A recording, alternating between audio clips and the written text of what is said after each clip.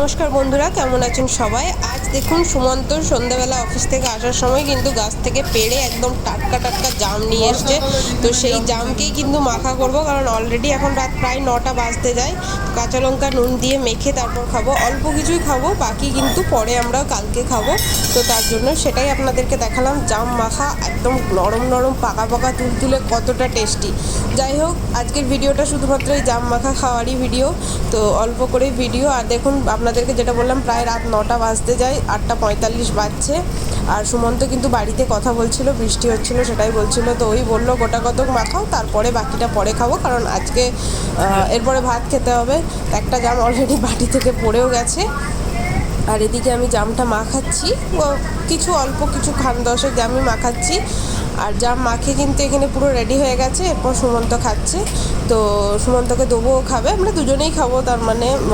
আর video যদি ভালো লাগে দয়া করে like, comment, share and subscribe করবেন, করে পাশে থাকবেন।